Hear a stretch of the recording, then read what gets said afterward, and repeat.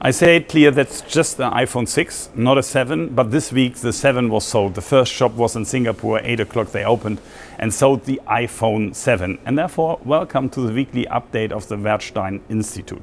It was interesting to see that there had been still chains and a bit crowd in front of the store, but it's less than the years before when the iPhone 6 was sold. That seems to be normal because the innovation speed becomes lower, but there was something interesting we could see in China. So that the Chinese people are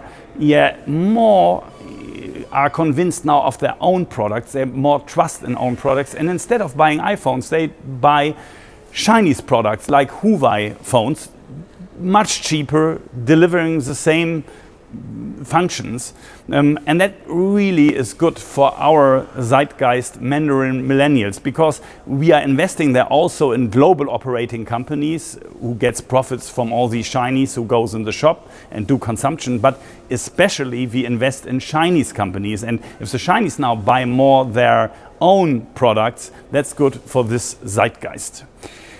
But now come to the very, very important thing this week, and that's tomorrow the central bank decisions. First of all, the Bank of Japan and then the Federal Reserve in the US. Do they increase the interest rates? The market is betting they do not, but we at Werthstein think that the Fed could surprise the markets.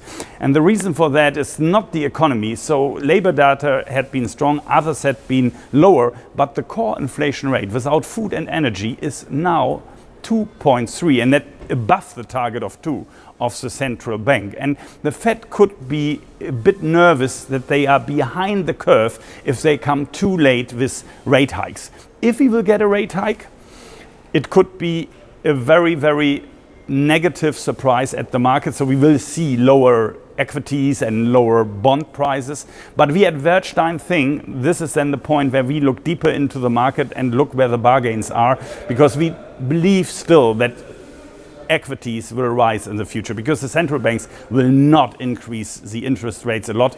The economy will not accept that. It's impossible. And if we compare bonds and equities, so I say it again, equities are cheap, and so we will look for bargains and see what we can do. So next week, when I do the next weekly update, we will see what the Fed did. I will talk about that, and I say goodbye for the moment.